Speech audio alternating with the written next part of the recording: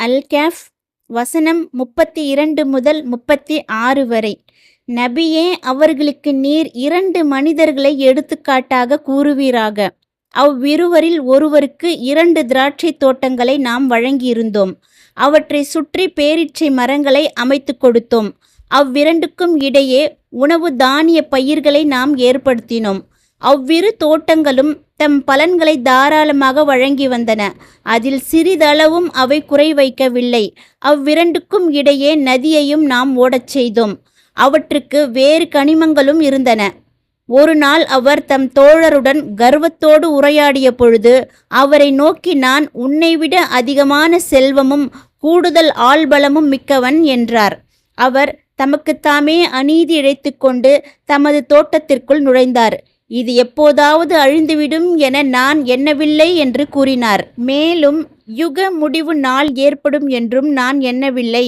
அப்படியே நான் என் இறைவனிடம் திரும்ப கொண்டு செல்லப்பட்டால் கூட இதைவிட சிறந்ததொரு தங்கும் இடத்தையே நிச்சயமாக நான் பெறுவேன் என்றும் கூறினார். இது முற்காலத்தில் வாழ்ந்த 2 சகோதரர்களை பற்றிய குறிப்பாக இருக்கலாம், அல்லது ஓர் இறை நம்பிக்கையாளருக்கும் இறை மறுப்பாளருக்கும் இடையே நடக்கும் சம்பவத்தின் உருவகமாக இருக்கலாம். இதற்கு முன் உயர்ந்தோன் அல்லாஹ் இணை வைப்பாளர்களை பற்றி குறிப்பிட்டான். அவர்கள் நலிந்த ஏழை முஸ்லிம்களுடன் சமமாக அமர்வதை கேவலமாக கருதினர். செல்வத்தாலும் குடும்ப பாரம்பரியத்தாலும் அந்த முஸ்லிம்களை விட தாங்கள் உயர்ந்தவர்கள் என்று தற்பெருமை கொண்டனர். எடுத்துக்காட்டான இருவர். இங்கு உயர்ந்தோன் அல்லாஹ் அந்த இணை வைப்பாளர்களுக்கு 2 மனிதர்களை எடுத்துக்காட்டாக கூறுகின்றான். அவ்விருவரில் ஒருவருக்கு திராட்சை தோட்டங்கள் 2 இறைவன் வழங்கியிருந்தான். அத்தோட்டங்களை சுற்றி 4 புறங்களிலும் பேரீச்சை மரங்கள் அடர்ந்திருந்தன. அவற்றுக்கிடையே உணவு தானிய பயிர்களும் இருந்தன. அந்த மரங்கள் பயிர்கள் ஆகிய அனைத்தும் குறைவின்றி மிக சிறந்த நல்ல பலன்களை அள்ளி கொடுத்தன. வாரி வழங்கிய 2 தோட்டங்கள். இதையே அடுத்த வசனத்தில் அவ்விரு தோட்டங்களும் தம் பலன்களை தாராளமாக வழங்கி வந்தன. அதில் சிறிதளவும் அவை குறை வைக்கவில்லை என்று அல்லாஹ் குறிப்பிடுகின்றான். அதாவது அந்த தோட்டங்கள் கனிகளை வெளிப்படுத்தின. அதில் கொஞ்சமும் அவை குறை வைக்கவில்லை. அடுத்து அவ்விரண்டுக்கும் இடையே நதியையும் நாம் ஓடச் செய்தோம் என்று அல்லாஹ் கூறுகின்றான்.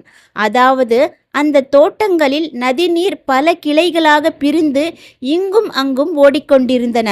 அடுத்த வசனம் அவருக்கு வேறு கனிமங்களும் இருந்தன என தெரிவிக்கின்றது. இங்கு கனிகள் என்பதை குறிக்க வசனத்தின் மூலத்தில் சமர் என்னும் சொல் ஆளப்பட்டுள்ளது.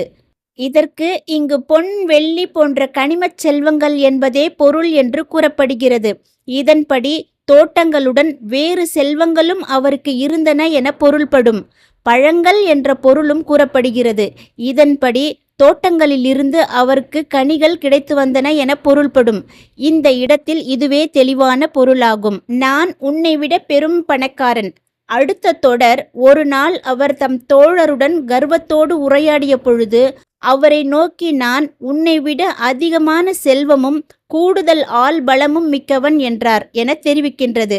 அதாவது அவ்விரு தோட்டங்களின் உரிமையாளர் தம் பங்காளியிடம் வாக்குவாதம் செய்து அவரிடம் தமது மேலாண்மையையும் பெருமையையும் நிறுவும் வகையில், என்னிடம் ஏராளமான பணியாட்களும் ஊழியர்களும் உள்ளனர், எனக்கு அதிகமான பிள்ளைகளும் உள்ளனர் என்று கூறினார்.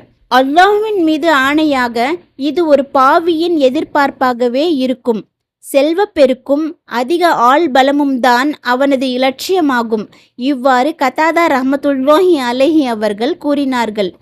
இது ஒருபோதும் அழியாது. அடுத்த வசனத்தில் அவர் தமக்குத்தாமே அநீதி இழைத்து கொண்டு தமது தோட்டத்திற்குள் நுழைந்தார். இது எப்போதாவது அழிந்துவிடும் என நான் எண்ணவில்லை என்று கூறினார் என அல்லாஹ் தெரிவிக்கின்றான். அதாவது இறை மறுப்பு, பிடிவாதம், ஆணவம், மறுமையை மறுத்தல் ஆகிய செயல்களால் அவர் தமக்குத்தாமே அநீதி இழைத்து கொண்டார். அந்த நிலையில் இவ்வாறு கூறினார். இது அவர் ஏமாந்து போனதை காட்டுகிறது. ஆம், தம் தோட்டங்களின் 4 பாகங்களிலும் எல்லா திசைகளிலும் மரங்கள், கனிகள், பயிர்கள் செழித்திருப்பதையும் எப்போதும் ஓடிக்கொண்டிருக்கும் கால்வாய்களையும் கண்ட அவர், இவை ஒருபோதும் அழியா, இவற்றுக்கு சேதமோ முடிவோ கிடையாது என எண்ணிவிட்டார். இது அவரது அறியாமையை காட்டுகிறது. இறைவன் மீது அவர் கொண்டிருந்த மெலிந்த நம்பிக்கை, உலக வாழ்வின் மீதும் அதன் அலங்காரத்தின் மீதும் அவருக்கு இருந்த மயக்கம், மறுமை மீது கொண்ட அவநம்பிக்கை ஆகியவையே அவருடைய இந்த எண்ணத்திற்கு காரணங்களாகும்.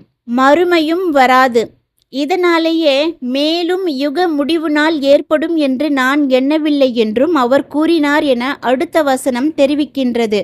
அப்படியே நான் என் இறைவனிடம் திரும்ப கொண்டு செல்லப்பட்டால் கூட இதைவிட சிறந்ததொரு தங்குமிடத்தையே நிச்சயமாக நான் பெறுவேன் என்றும் அவர் சொல்லிக்கொண்டார். அதாவது மறுமை என்று ஒன்று இருந்து அப்பொழுது நான் மீண்டும் எழுப்பப்பட்டு அல்லாஹ்விடம் கொண்டு செல்லப்பட்டேன் என்றால் அங்கு கூட என் இறைவனிடம் இதைவிட அழகான நற்பேறுதான் கண்டிப்பாக எனக்கு கிடைக்கும். அவனிடம் எனக்கு மதிப்பு இல்லையெனில் அவன் இவற்றையெல்லாம் எனக்கு இம்மையில் வழங்கியிருக்க மாட்டான் என்றார். மற்றொரு வசனத்தில் அல்லாஹ் குறிப்பிடுகின்றான், நான் என் இறைவனிடம் திரும்ப கொண்டு செல்லப்பட்டால் நிச்சயமாக அவனிடம் எனக்கு சிறந்ததே கிடைக்கும். இன்னொரு வசனத்தில், நபியே, நம் வசனங்களை மறுத்தவனை கண்டீரா? அவன் எனக்கு செல்வமும் சந்ததியும் நிச்சயமாக வழங்கப்படும் என்று கூறுகின்றான் என அல்லாஹ் தெரிவிக்கின்றான்.